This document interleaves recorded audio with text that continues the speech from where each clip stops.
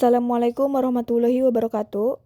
Perkenalkan, nama saya Nadia Apriliani dengan NIM 857237878, semester 7 dari UPBJJ UT Serang. Praktikum kali ini saya akan mempraktikkan tentang pencemaran lingkungan deterjen pada pertumbuhan kacang hijau. Adapun alat dan bahan yang dibutuhkan, ada 7 gelas plastik ukuran 500 ml dan 7 gelas plastik ukuran 220 ml. Masing-masing telah diberi label dengan tulisan yang berbeda-beda. Selanjutnya, ada gelas ukur 1000 ml, ada air secukupnya,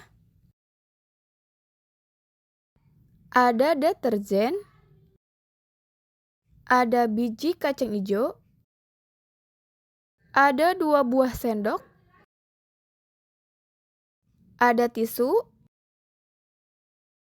ada penggaris, ada tabel pengamatan dan alat tulis, dan yang terakhir ada kardus. Baik, untuk langkah kerjanya, saya telah menyiapkan 7 gelas dengan label yang berbeda-beda.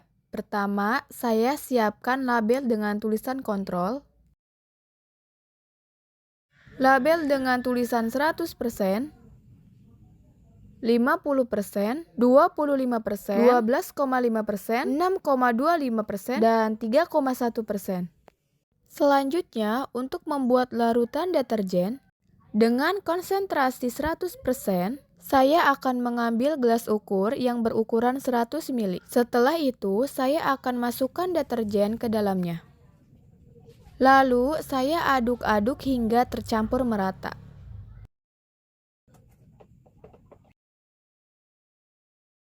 Ini adalah larutan deterjen 100%. Saya akan tuangkan ke dalam gelas yang bertuliskan 100% deterjen. Tuang sebanyak 500 ml. Setelah saya tuang, untuk membuat larutan selanjutnya yaitu larutan 50%. Saya menambahkan 500 ml air ke dalam gelas yang berukuran 1000 ml.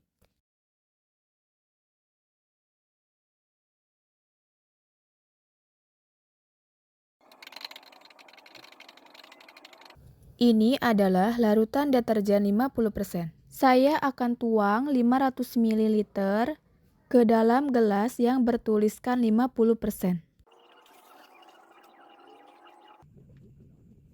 Untuk membuat larutan 25%, saya akan menambahkan 500 ml ke dalam gelas ini lagi.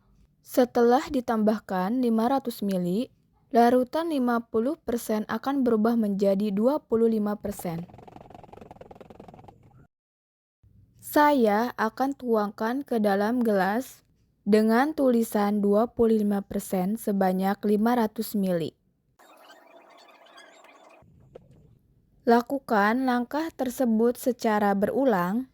Tambahkan air 500 ml lagi, maka larutan akan berubah menjadi 12,5%. Masukkan ke dalam gelas plastik dengan tulisan 12,5%. Tambahkan 500 ml lagi, maka larutan akan berubah menjadi 6,25%. Masukkan ke dalam gelas dengan tulisan 6,25%. Tambahkan 500 ml lagi, larutan akan berubah menjadi 3,1%. Masukkan ke dalam gelas dengan tulisan 3,1%. Dan untuk gelas plastik yang bertuliskan label kontrol, kita isi dengan air biasa atau air tanpa larutan deterjen. 7 larutan deterjen ini sudah selesai. Langkah selanjutnya yaitu kacang yang sudah saya rendam dan pilih. Saya akan masukkan biji kacang hijau pilihan ini, kira-kira 10 biji, ke dalam masing-masing gelas. Biji ini direndam selama 5 menit.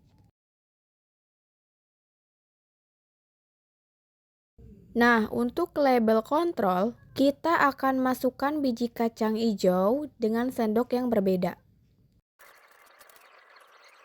Sambil menunggu, langkah selanjutnya, saya akan memasukkan kapas ke dalam masing-masing gelas. Fungsi kapas ini adalah untuk menanam biji kacang ijo yang sudah direndam di masing-masing larutan.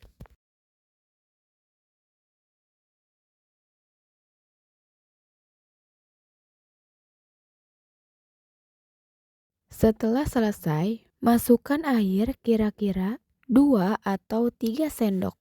Untuk membasahi kapas, masukkan sesuai larutan deterjennya masing-masing. Untuk gelas kontrol, larutan 100% di gelas 100% dan seterusnya. Nah, untuk sendok label kontrol, di sini saya akan bedakan karena agar tidak tercampur dengan larutan deterjen. Setelah 5 menit, biji kacang yang tadi direndam dikeluarkan dan taruh di atas tisu. Kemudian masukkan sekitar 10 biji dan tata rapi di dalam wadah yang sudah disiapkan. Gelas ini adalah gelas yang sudah diberi air masing-masing larutan deterjen dengan presentasi yang berbeda-beda. Oke, kita akan tutup kacang hijau ini dengan kardus agar tidak terkena cahaya dan menunggunya selama 24 jam. 24 jam berlalu, kemudian saya akan buka kardus ini untuk mengamati pertumbuhan biji kacang hijau yang sudah saya tutup selama 1 hari.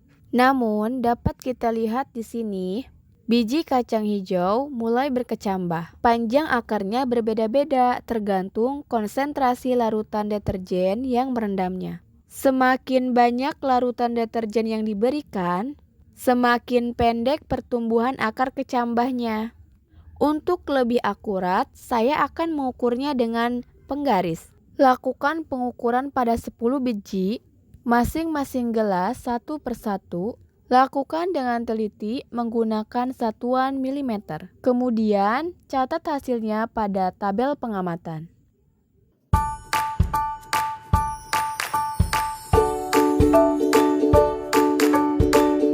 Selanjutnya, saya akan tutup kembali menggunakan kardus dan menunggunya untuk hari kedua selama 48 jam.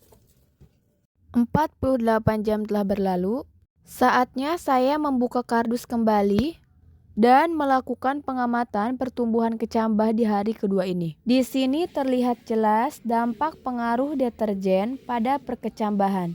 Berdampak negatif karena menghambat pertumbuhan akarnya.